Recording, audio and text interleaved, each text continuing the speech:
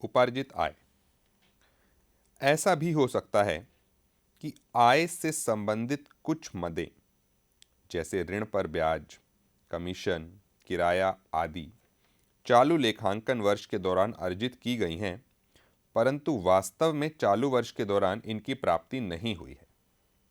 मतलब कुछ ऐसी इनकम जो इस चालू वर्ष में आपके लिए ड्यू तो हो गई है, मतलब उसका दिन तो आ गया है, परंतु आपने उनकी प्राप्ति नहीं की है।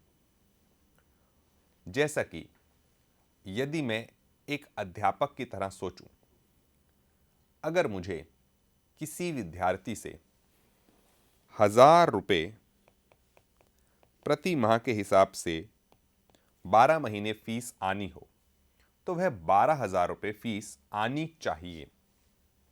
यह मुझे 1 साल के 12 महीनों में फीस प्राप्त होनी चाहिए, परंतु मुझे इसमें से केवल 10,000 रुपये ही प्राप्त होते हैं। इस साल के लिए फीस बनती तो 12,000 है, परंतु मुझे प्राप्ति सिर्फ 10,000 की ही हुई है। इसका मतलब 2,000 रुपये की आय है चालू वर्ष की और वह मुझे प्राप्त नहीं हुई है। इसका मतलब जो आय मुझे प्राप्त नहीं हुई है वह आय उपार्जित आय है। इसका मतलब इस आय पे मेरा हक है, मुझे इसे लोगों से अभी वसूल करना बाकी है। तो यह एक तरह की परिसंपत्ति मतलब एसेट भी हो जाएगा। तो देखते हैं इसकी रोजनामचे में प्रविष्टि किस प्रकार होती है। उपार्जित आय खाता डेबिट, मतलब क्योंकि यह एसेट है इसलिए यह हुआ डेबिट। और संबंधित आय खाता रेंट, फीस, कमीशन, किराया कुछ भी वह क्रेडिट कर दिया जाएगा, क्योंकि वह आय इस ही साल की है। आप इसको एक और उदाहरण से समझिए। उदाहरण के लिए यह मान लेते हैं अंकित ने अपने सहयोगी व्यवसायी की मदद के लिए कुछ अन्य पक्षों को उनसे मिलवाया और इसके बदले में कमीशन प्राप्त किया। हमने कोई कमीशन की प्राप्ति की है। अंकित के तलपट में आप यह देखेंगे कि एक मद प्राप्त कमीशन की राशि 5,000 रुपये है। यह मान लिया जाता है कि 1,500 रुपये की कमीशन की राशि अभी भी सहयोगी व्यवसाय से प्राप्त होनी बाकी है। 5,000 रुपये की कमीशन आपके तलपट में दिख रही है और उदाहरण आपको कहता है कि 1,500 रुपये अभी आपको अपने सहयोगी व्यवसाय से प्राप्त करने अभी बाकी हैं। इससे प्रकट होता है कि उपार्जित कमीशन की आय 2004-05 के दौरान 6,500 रुपये है। 5,000 क्योंकि तलपट में कमीशन के नाम से पहले ही दिख रहे हैं, इसका मतलब वह तो वसूले जा चुके हैं और 1,500 आपने अभी और वसूलने हैं। इसका अर्थ यह हुआ कि आपको अभी 1,500 और वसूलने हैं और 5,000 आप वसूल चुके, तो इस साल की जो आय है वह 6,500 रुपये है। 5,000 जमा 1,500। अंकित को समायोजन प्रविष्टि करने की आवश्यकता है जो कि उपार्जित कमीशन पर यह प्रभाव निम्न प्रकार अभिलिखित करेगी। उपार्जित कमीशन खाता डेबिट, कमीशन खाता क्रेडिट। अब यहाँ पे ध्यान दीजिए, प्रविष्टि आपको साफ तौर पे बता रही है कि यह आपका एक एसेट है और तुलन पत्र की एसेट साइड पे यह जाके जुड़ जाएगा।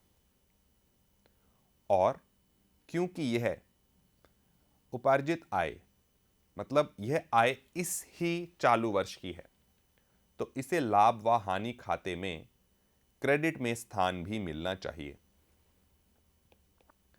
और प्रॉफिट एंड लॉस अकाउंट के क्रेडिट साइड पे यह प्लस कर दिया जाएगा। तो इस तरह उपार्जित आय की प्रविष्टि की जाती है। चलिए आगे बढ़ते हैं और अगली एडजस्टमेंट को शुरू करते हैं और इसका नाम है अग्रिम प्राप्त आय। जैसा कि नाम ही बता रहा है, अग्रिम प्राप्त मतलब आय की प्राप्ति पहले ही हो गई है, मतलब अगले वर्ष की आय इसी साल इसी वर्ष आपको प्राप्त हो गई है। देखते हैं पुस्तक इसको किस तरीके से परिभाषित करती है। कभी कभी कुछ निश्चित आय प्राप्त होती हैं, लेकिन समस्त राशि चालू अवधि से संबंधित नहीं होती है। ऐसी आय का वह भाग जो लेखांकन वर्ष से संबंधित होता है को अग्रिम प्राप्त आय या अनुमति आय कहते हैं। मतलब आय प्राप्त हो चुकी है लेकिन उसका ताल्लुक अगले वर्ष से है। अग्रिम आय का निम्न समायोजन प्रविष्टि द्वारा अभिलिखित करेंगे। संबंधित आय खाता नाम अग्रिम प्राप्त आय से, मतलब आपने संबंधित आय खाते को डेबिट किया, जैसे कि फीस अगले साल की आपने अभी ही प्राप्त कर ली। यह आय आपके लिए इस वर्ष की है नहीं। अगर यह इस वर्ष की आय नहीं है तो आपको अपनी आय को कम करना होगा।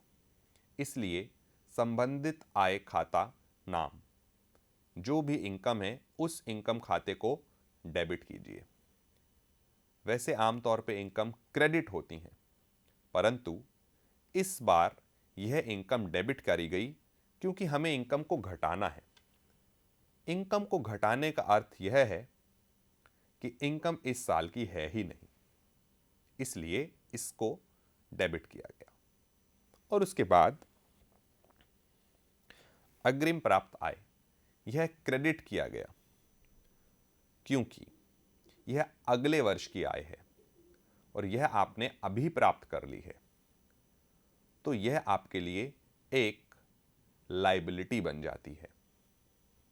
यह आपके लिए एक तरह के लेनदार खड़े हो गए हैं। तो आप इसकी प्रविष्टि समझ लीजिए। पीएनएल मतलब लाभ व हानि खाता के क्रेडिट से इसको घटाया जाएगा। घटाया इसलिए जाएगा क्योंकि यह आय इस वर्ष की नहीं है, इसलिए प्रॉफिट एंड लॉस लाभ व हानि खाते के क्रेडिट साइड से इसको हटाया जा रहा है। और क्योंकि यह आय अगले वर्ष की है तो आपको शायद यह वापस करनी पड़ जाए, क्योंकि आपका इस चालू वर्ष में इस आय से कोई लेना देना नहीं है। तो इसलिए इसको लायबिलिटी में भी दिखाया जाएगा। यह तुलन पत्र के लायबिलिटी साइड पे दिखाई जाएगी। तो चलिए देखते हैं एक उदाहरण के द्वारा। मान लीजिए एक साल की 12 महीने की फीस 12,000 रुपये है, 1,000 रुपये प्रति माह के हिसाब से। परंतु आपने जो रकम प्राप्ति करी वह करी 15,000। तो 12,000 तो इस साल के लिए बनते हैं। तो प्रॉफिट एंड लॉस अकाउंट में आप इसको कैसे दिखाएंगे? प्रॉफिट एंड लॉस अकाउंट में आप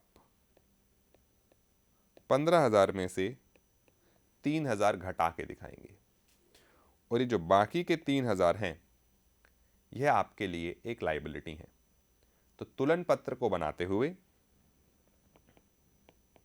बैलेंस शीट में आप लायबिलिटी साइड पे इन 3,000 रुपये को ऐसे दिखाएंगे। तो यह हुई आपकी अगली एडजस्टमेंट। आपकी सिर्फ और सिर्फ एक ही बात पे नज़र होनी चाहिए कि प्रॉफिट एंड लॉस अकाउंट में लाभ या हानि उतने ही दिखाए जाएंगे जितने एक वर्ष के लिए वह ड्यू होते हैं। इससे ज़्यादा या इससे कम तुलन पत्र में एसेट या लायबिलिटी के रूप में दिखाई देते हैं।